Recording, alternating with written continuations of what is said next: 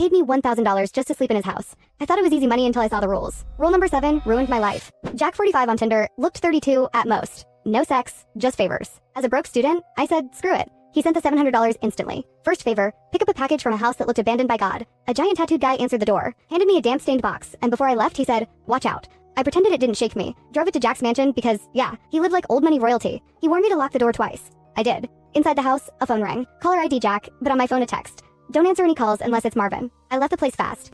The favors got weirder. Swapping cars in random parks, delivering briefcases I wasn't allowed to open, spending time with a guy named Julio so he isn't alone. I made $3,500 and lost a chunk of my sanity. Then, Jack asked me to sleep at his house for $1,000. He left a list of rules. Lock the door, no faucets after 9 p.m. Don't open to anyone after 10 p.m. no matter who they say they are. Sleep in the library if the hallway closet is open. Hide if the gardener knocks at midnight. And keep the TV on static all night. At 10:16 p.m., the doorbell started. Police, open up. I didn't move then. Hey, it's Jack, let me in. Same voice, same tone, same everything. Different people. They rotated for an hour. I felt them waiting behind the door. I didn't sleep until exhaustion took me. Morning comes, someone's cooking. I walk in and see Jack, smiling, making eggs. Perfectly normal, perfectly identical to his pictures. Perfectly wrong. I lied about having class and ran home. That's when I reread the rules and realized I forgot the TV. My phone buzzed $1,000 payment. Then another message from Jack. I'm out of town right now, back next week. My stomach dropped, out of town. But he was in the house this morning. Then an unknown number. Did you forget something? A photo of Jack, standing in front of the static TV. Then a second photo, the outside of my house. Then, watch out.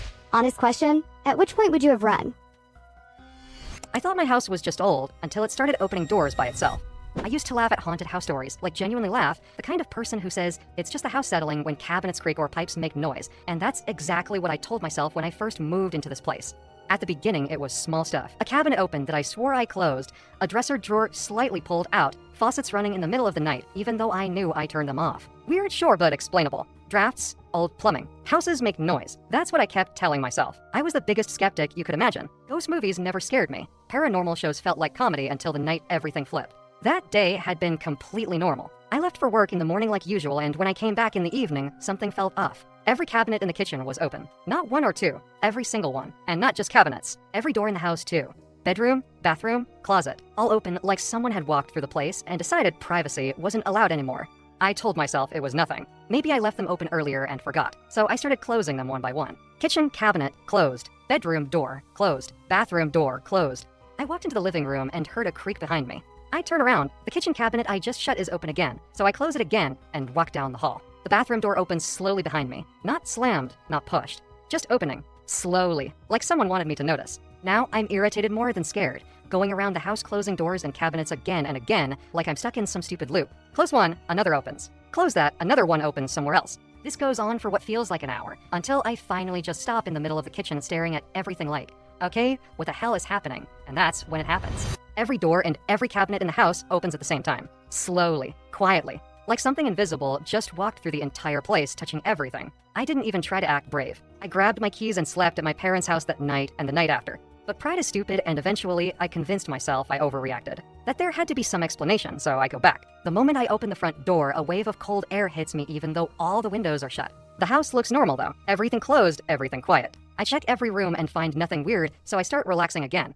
Later that night, I'm in bed scrolling on my phone when I hear footsteps outside my bedroom door. Not normal footsteps. Fast, skittering, back and forth like something pacing. Then the door handle starts rattling violently, like someone is trying to rip the door open. The hinges start creaking as the door slowly pushes open. I'm frozen in bed, staring at the doorway waiting for someone to walk in. Nothing does. I stay there counting seconds until I finally force myself to get up. The hallway is empty. Completely empty. Somehow, that's worse than seeing someone there. I go back to my parents' house for another week and spend the whole time thinking about whether I should just move. But curiosity gets the better of me, and I decide to try something I saw in a movie. I go back home and pour flour on the floor outside every doorway, so if something walks around at night, I'll see footprints. That night, I barely sleep, but eventually I pass out. When I wake up, the sun is already coming through the blinds, and I immediately jump out of bed to check the flour. No footprints. Instead, there are handprints pressed deep into the flour outside my bedroom door. Just hands like something crawled there. I check the other doors, and none of the flour anywhere else has been touched. Only mine. I'm staring at this trying to process it when the bathroom faucet suddenly turns on by itself. Water rushing full blast. The bathroom door slowly creaks open like it's inviting me to come look.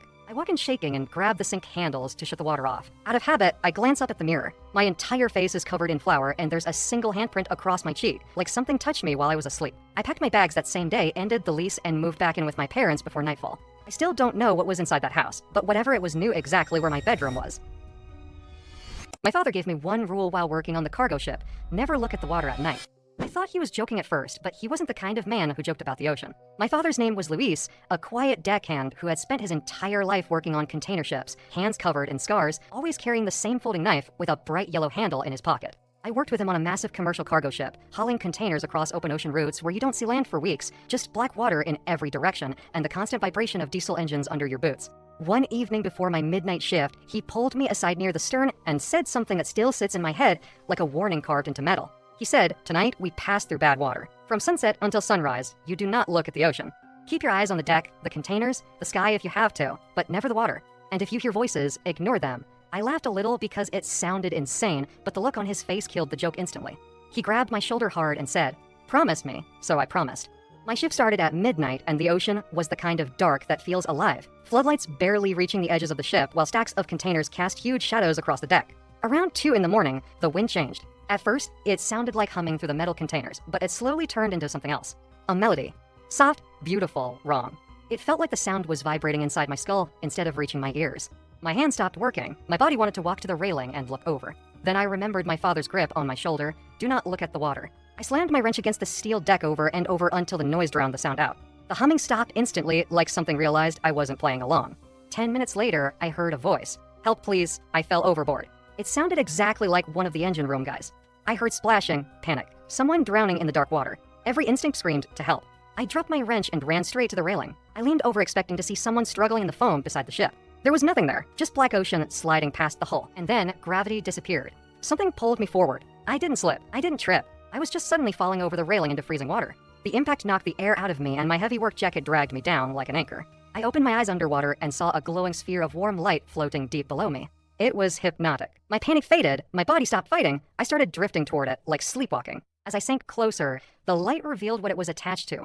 A thick, fleshy stalk growing out of something massive in the darkness. Beneath it, a gigantic circular mouth slowly opened, wider than a shipping container, filled with rotating rings of jagged teeth grinding against each other like machinery. I hung there in the water, staring at it, knowing I was about to disappear. Then something yanked my jacket from behind. My father. He had jumped in after me without hesitation. He shoved a rope into my hands, and we were both dragged upward by the crew above. We broke the surface gasping, while the ship roared beside us. We were halfway up the hull when something wrapped around my ankle. Thick, wet, heavy. It pulled downward hard enough to almost rip the rope from my hands. I looked down and saw a dark gray appendage tightening around my leg, while below the glowing lure lit up the massive open mouth waiting under the waves. The crew above pulled with everything they had, but the weight was stronger. I was slipping. My father looked at me calmly, let go of the rope with one hand, pulled out the yellow knife, and without saying a word dropped into the water. He dove straight toward the appendage gripping my leg, and drove the blade deep into it. The creature reacted instantly. The grip vanished. The appendage thrashed and disappeared back into the ocean depths. The crew pulled me up onto the deck while I screamed for them to stop and pull my father out too. But when we shined lights into the water, there was nothing there. No glow, no body, just empty ocean rushing past the hull as the ship kept moving forward into the darkness. I quit the job the moment we reached port and moved as far inland as possible. Now every night when I try to sleep, I hear the humming again, and I remember the one rule my father gave me.